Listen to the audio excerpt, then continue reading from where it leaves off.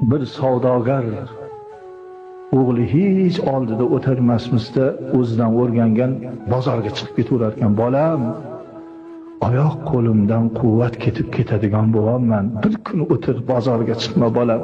Bu imoratni qara, mana shu otamni yotqizib qo'yib yuguraverardim bozorga. Mana qasr imorat senga qurib berdim. Topgan mol dunyoyim nevaramgacha yetadi. Endi birpas oldimda o'tir jon bolam. Senga ikkita so'zim bor. Etti-indin jonim chiqsa, mana shu oyog'imdagi eski paypog'imga o'rganib qoldim. Shu bilan ko'mishsin bolam, yechmasin, bitta vasiyat.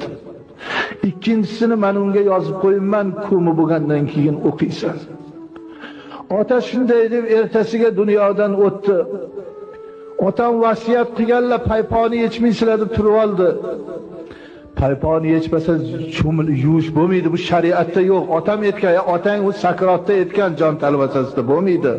Yo endi vasiyat bo'lmasam o'zing yuv, o'zing ko'm. Biz ketdik deganda ha bo'pti yechinglar dedi. Oyoqda paypon yechildi, yuvib kapallab go'rga qo'ygandan keyin ikkinchi xatni o'qiysa, ko'rdingmi bolam, rosa mol dunyoni topdim, bitta eski payponni olib ketolmadim. Shunga qarab mehr qo'ygin. Odamiy zotni oqibatini esingdan chiqazma. Men ham otamni mana shunday tashlab pul topaman deb ketaverdim, yuguraverdim. Ming afsuslar chekamanki, bir dam oldilarda o'tirmaganimga degan ekan.